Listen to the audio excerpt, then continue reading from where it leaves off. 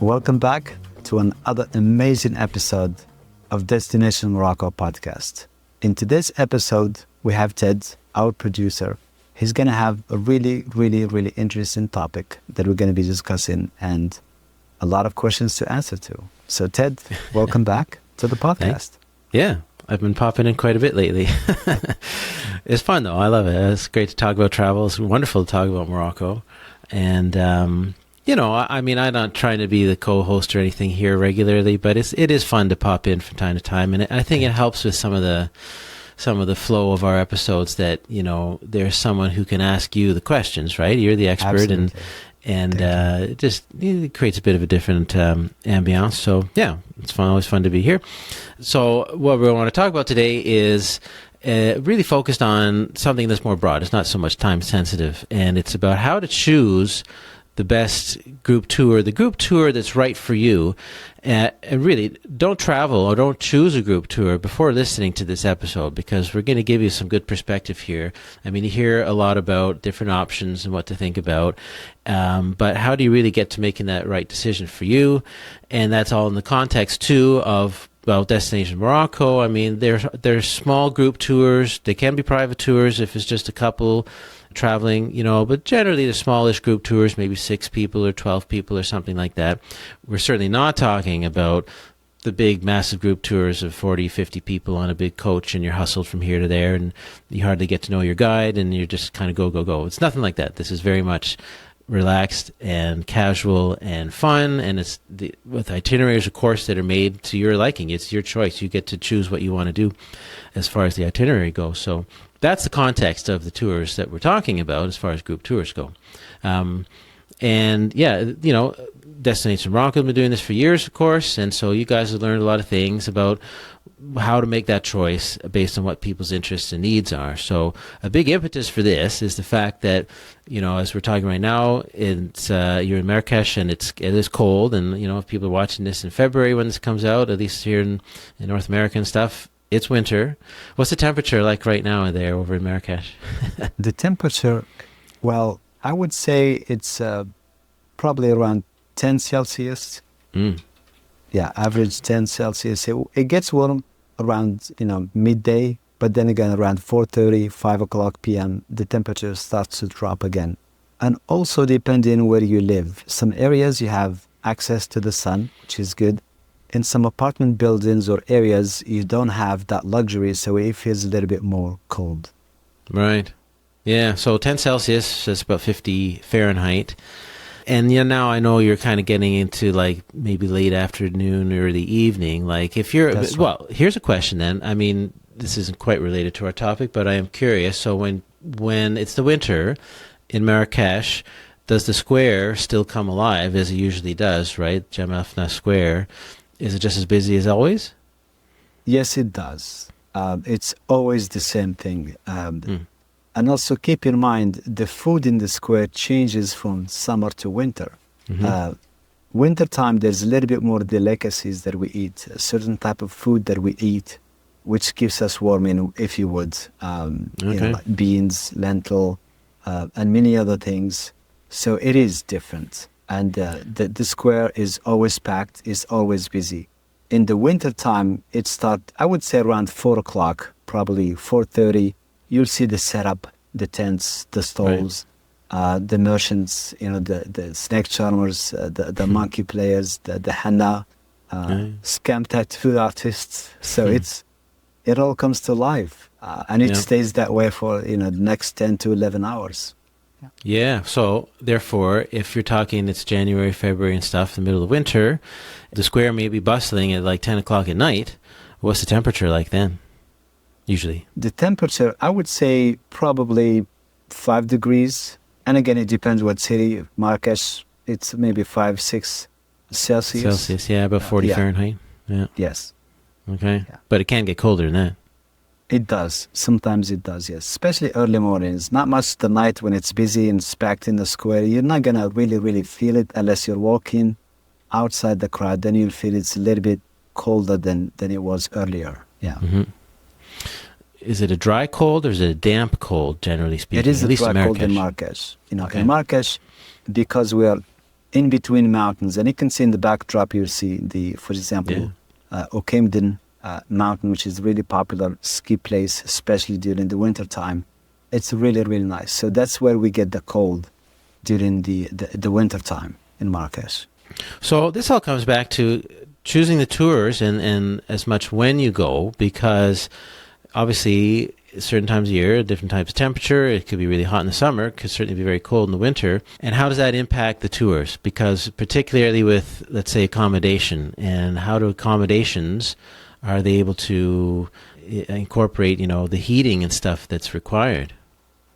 That's a really good question, Ted. I've been in Morocco during the summertime, and I've been in Morocco, last year, which was around January, February, and it was a lot colder than what it is right now. Now we are in December, almost mid-December, and it's still cold. So one of the biggest differences that I have noticed, last time I didn't travel, I stayed in Marrakesh. So, the pattern, the weather pattern was really predictable. Every day it's really, really cold, then it gets warm, then it gets a little bit hot, then it gets cold again. So I was perfectly fine with that, and adjusting was just perfect. Then the place where I was staying, it has a heater. So, and the heater in the US is a little different than Morocco. In the US, everything is centralized, and, if it's your house, it gets warm at the same time. Here in Morocco, it's like spots. One spot can feel really, really hot, and another spot can feel really not as hot. So, and that's the thing that I really noticed this time, traveling, from city to city, the north side of Morocco, the southern part of Morocco. So it does make a difference, and you really need to do, in a way, kind of your homework, or at least know what you're getting into, because you may not think that you're going to get the best heater or things like, you may be disappointed in short. So, well, I guess in other words, we can't assume that at least all accommodations, even the nice riads, but if they're not really designed for that kind of winter, and they don't have the central heating. So you're talking like the little portable space heaters maybe that kind of heat a little area around them, right? But they're not going to heat a whole room, especially with big high ceilings and stuff like that. That's right. They have small portable heaters. They have some units which I've seen since we were kids. They're kind of, a part of a wall, if you would. And it gets the temperature really, really high. But the room, again, the area next to the wall may feel hot, but then, the further you get from the wall, the colder it's going to be in a way. And also that unit, to just install it inside the room, and, then it pumps heat, if you would, into the room. So if the room is big, it may not be as powerful as you would for the room to be feeling very comfortable for you to sleep in. Now, the other thing that I noticed, Ted, the summertime, which is hot, the AC feels good. There's no issue in the AC. You just, you adjust it, 18 degrees Celsius, I'm not sure the equivalent to Fahrenheit, and it feels really comfortable and nice, and you can sleep in, not an issue. But during the winter time, one of the challenges and things that I have noticed, there's a cultural difference. People in Morocco, they don't like to use heaters. They say, hey, we get sick, hey, it's hot, we go outside cold and hot and so forth. So in the US, using the heater, it's very common. It's a must if you would. So here is different, and then the setup is different. What I noticed when I was in Casablanca, when I was in Fas, when I was in all the other cities, I could not, go above 30 degrees Celsius. Okay. So the max that I could heat my room, if you would, is 30 degrees Celsius. The equivalent to that is... it's about mid-80s Fahrenheit. Mid-80s. So mid-80s Fahrenheit, which, by US standard or North America standard, that's pretty hot. I would not want to set up my house or my room to 86 degrees because I wouldn't be able to breathe. But then in Morocco, it really feels like, it's maybe 72 degrees Fahrenheit. Yes, that's right. So it doesn't really feel that hot. You feel the warmth, but not really the heat. So this can be a challenge for some of the people, for sure. Yeah. So that comes back to efficiency then, that what you may set the heater to is not necessarily what you're going to end up getting. That's right. That is correct, yes. What about common spaces, especially in Riads where people go to eat and all that? Are they any better, or is it even harder to heat? Maybe it's a bigger space. It's a bigger space. It's a really good question, by the way. It is a bigger space, and this is one of the reasons what I have noticed. When it's a restaurant, when it's a bigger space, they have multiple units installed. So they kind of, you can still feel, hey, it is warm, it is comfortable warm. But then again, your room is different because that's where you're going to sleep.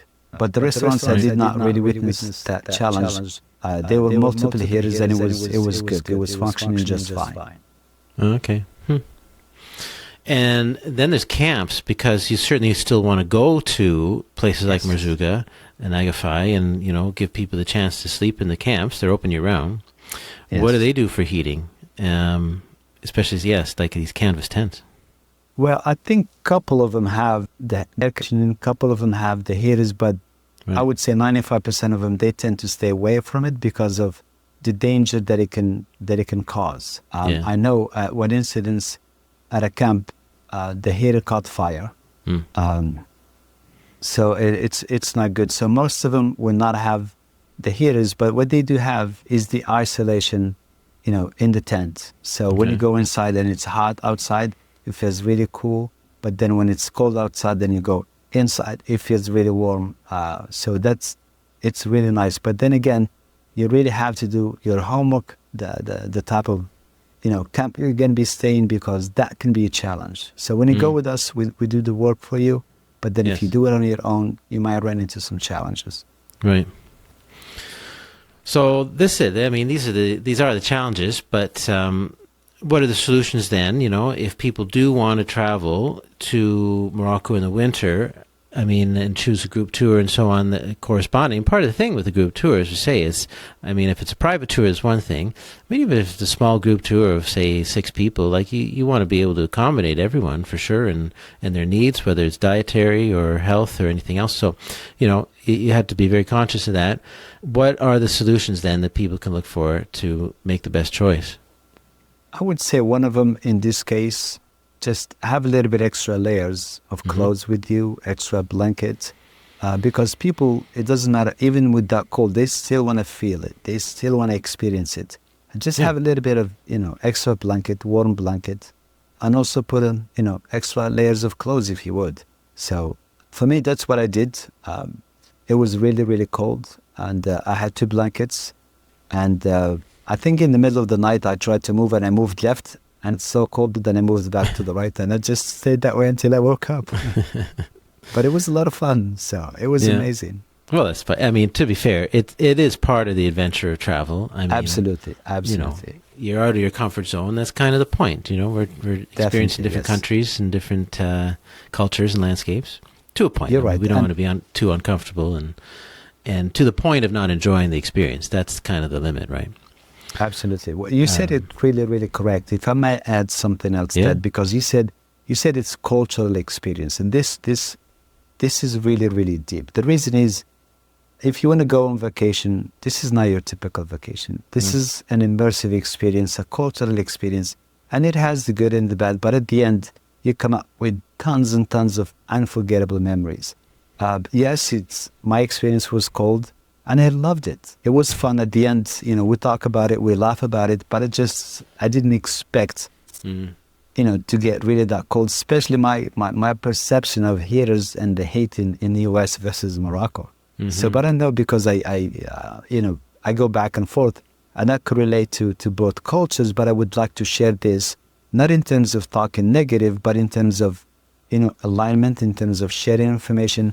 Because I don't want you to be disappointed, and I want you to know what to expect and be really ready for it, and at the same time immerse yourself in that experience and truly, truly enjoy the local culture as well. So you've heard the stories from the travelers here at the podcast.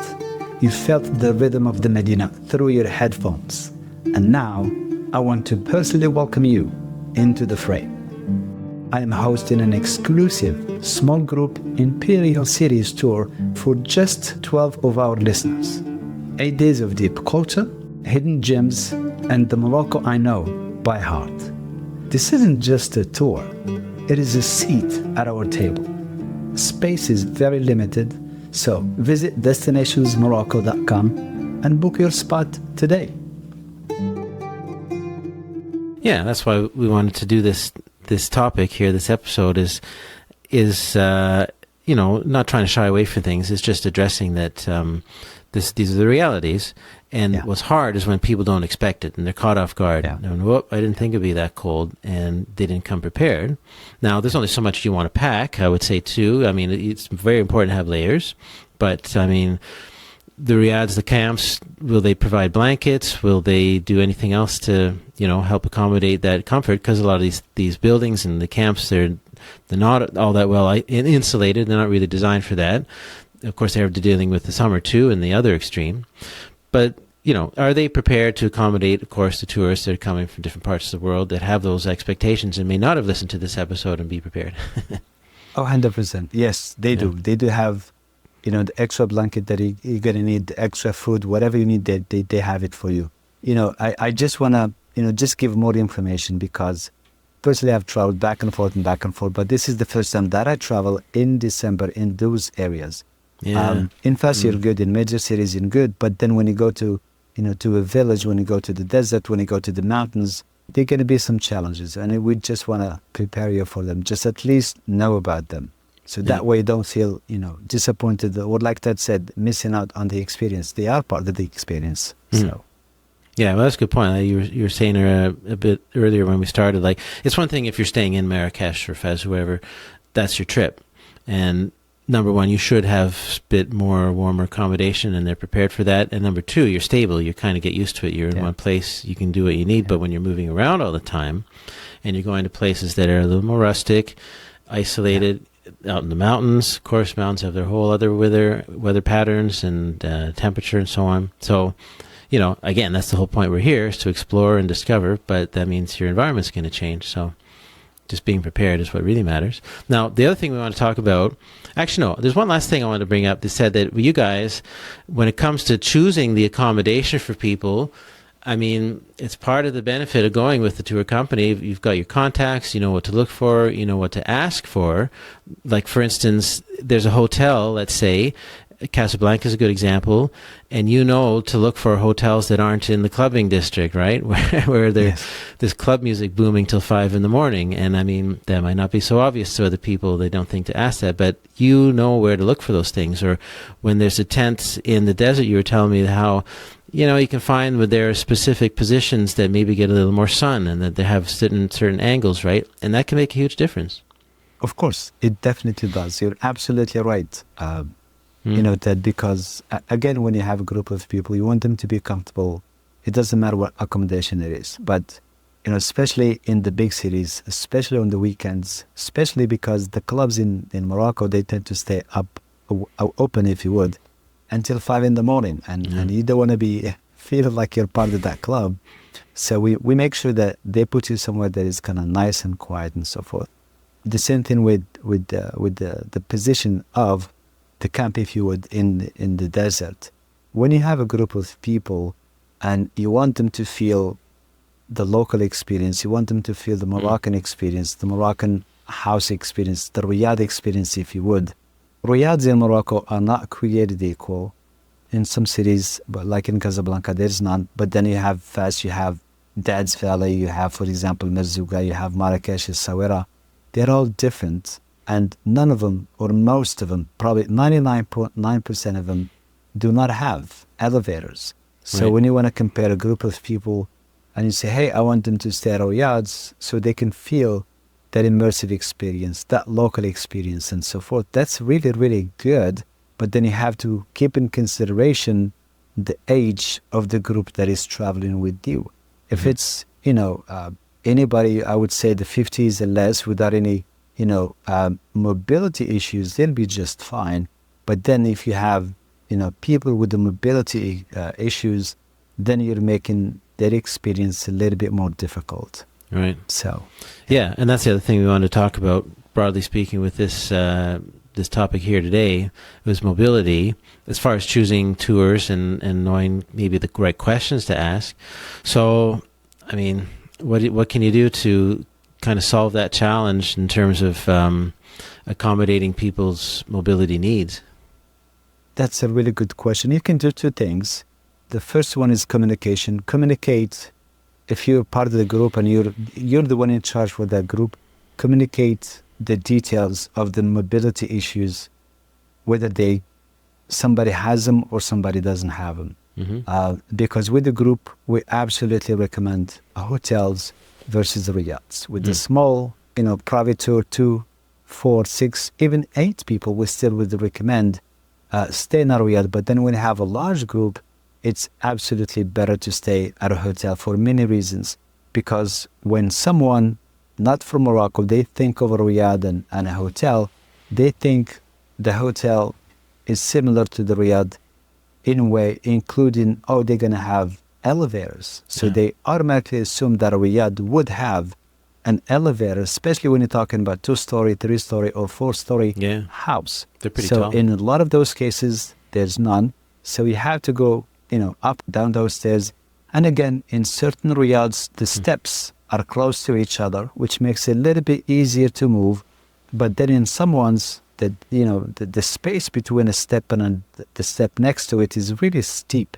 So it's very difficult, especially have 20, 30, and it can be very challenging. So those are one of the questions that I would highly recommend, because it's going to make a huge difference on your tour. Just say, hey, we are a group of people. We want to stay at a riad, and chances are it's going to be very difficult. So I highly recommend the hotels instead. Yeah. I guess by nature of being more modern, they're going to have more of the modern facilities. It's a shame that they don't all do, but, it's part of the riads is their heritage properties, like 100 years old or more. Yes. Yeah. Can you find many? Are there many options? Maybe it depends where you look, that you can at least reserve a room on a ground floor, or maybe riads that aren't quite as tall. Yeah. That's a good one. But I just want to explain to the audience, when you're in Morocco and they tell you, we have you on the first floor, that's actually the second level. Yes. So I've experienced that. I told you, they're tricksters. Not just in Morocco. So that's a European thing too, I think, right? It is. The first floor is actually what we would call the second floor. Exactly, yes. The first floor, you see the front desk, you see the receptionist, you'll see where you'll have breakfast, lunch, probably buffet, and stuff like that. So, and what they refer to as the first floor is our second floor. So the riads I would say just consider all of them with no elevators. The second thing is choose a riad that it's closer to the street.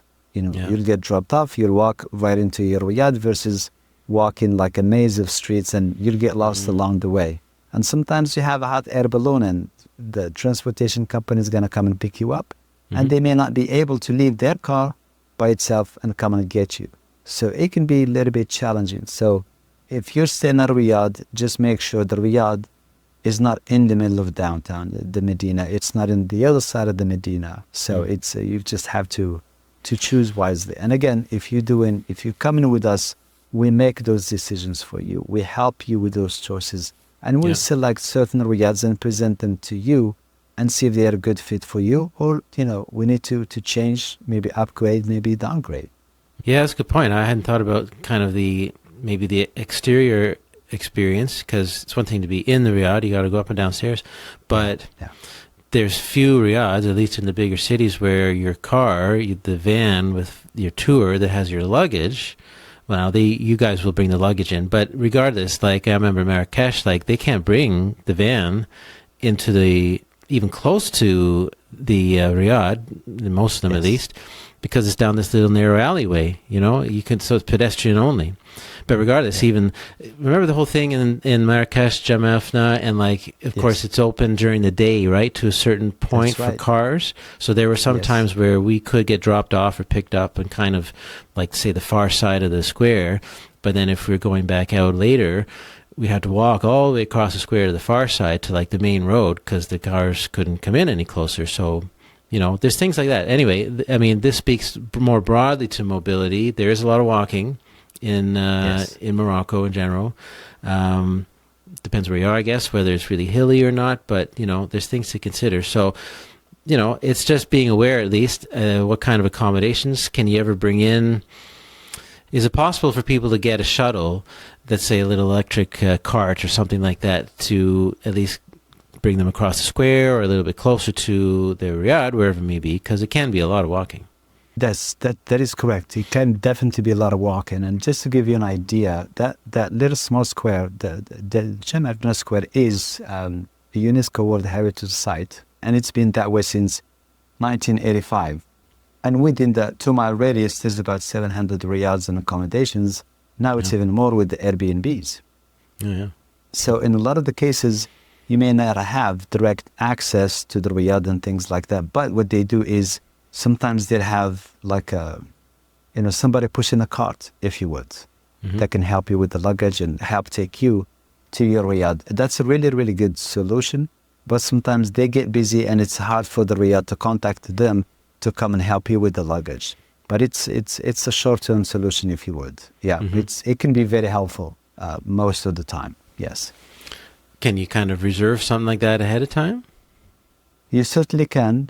When you have check-in in, you can absolutely do it and say, hey, I have a group of people, they're going to be here probably 6:30 p.m. to 7 o'clock, and you can definitely do that. Now, the challenge could probably be when you're checking out, and you need to do it ahead of time. If you don't, then you're running into everybody's busy with other riads, and they're using their services versus just you.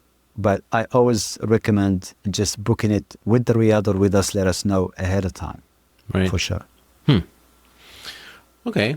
Well, let me think. A couple more questions come to mind. Like, let's say you have a small group tour, smallish, of maybe 10 or 12 people. Can you guys do a thing where, some of the group stays in a hotel and some of them stay in a riad, and, perhaps because they want to and they can, and maybe they don't have the mobility issues, but is it realistic to divide a group up like that if they're okay with it? If they're okay with it, we're absolutely okay with it, but sometimes it can be challenging. But again, everything we do is on the guests or the travelers' terms. So whatever they want, that's exactly what we do. The best thing to do is when you book a riad, just make sure that the hotel that you're going to be booking for them is at a close, same area, maybe close. So that way there's not a lot of driving and moving. Because the other thing to keep in mind, Ted, and we have done this in the past where we split them into different riads, because one riad has, for example, 7 rooms, the other riad has, for example, 5 rooms. A lot of the places, like you said, in the square, some of them are closed to the cars and vehicles at certain time of the day, and some of them is a one-way street. So, and it needs to be planned the right way. So, if you want to drop the first group of people, drop them at the right riad versus the second riad where you have to go all the way up and loop around and come back. So, but it is definitely doable, absolutely. And then the other question I had was, so much of what we talk about here is the charm and the unique experience of staying at a riad. But if, as we talked about, if it's just not very practical or feasible, and people stay at a hotel and they're fine, they're comfortable there, can they still go and visit a riad? Kind of get a little tour and look around and get a sense at least for what it's like. Maybe have a meal there even. Oh, absolutely, yes. The hospitality in Morocco is incredible. The riads are no different. They want you to come and visit them. They want you to have breakfast, lunch, or dinner, because they want you to feel and experience and tell your friends. Maybe somebody's coming this year, maybe next year. So it's very beneficial for them as well.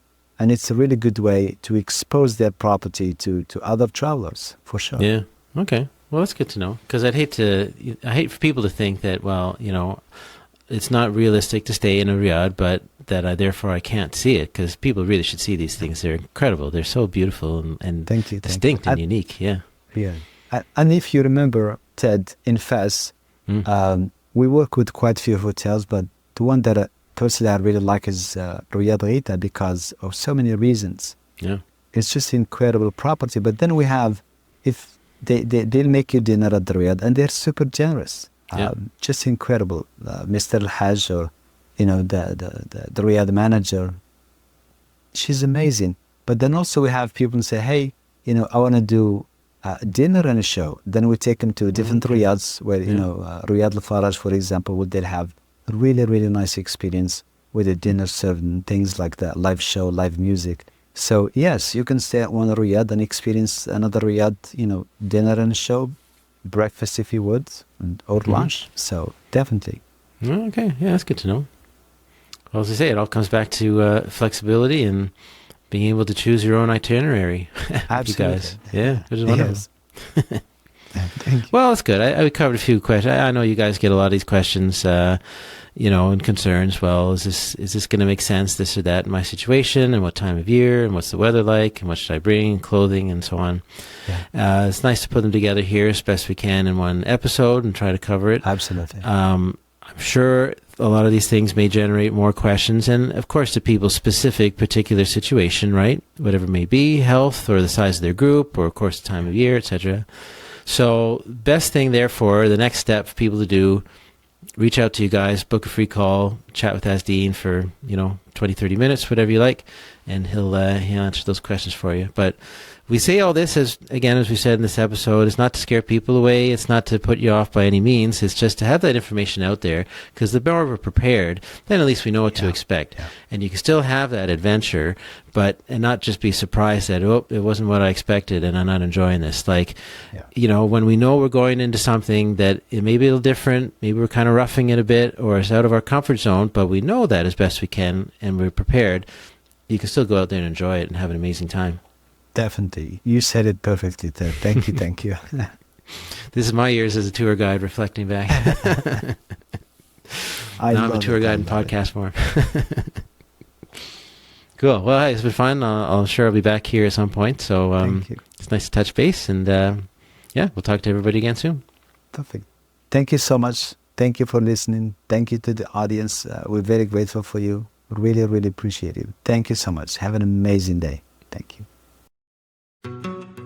Are you looking for a personalized Moroccan experience? Merhaba, and welcome to Destinations Morocco. I am your host, Azdean Al-Mustaqi.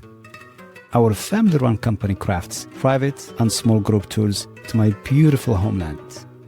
We encourage you to choose your own adventure. Let us know what you would like to see, what you would like to do, and how you would like to experience it. We put together a tour based on your interests and priorities. The podcast is here to help you find ideas and inspirations. Let us plan your perfect Moroccan tour. Schedule a free 30-minute discovery call today at destinationsmorocco.com.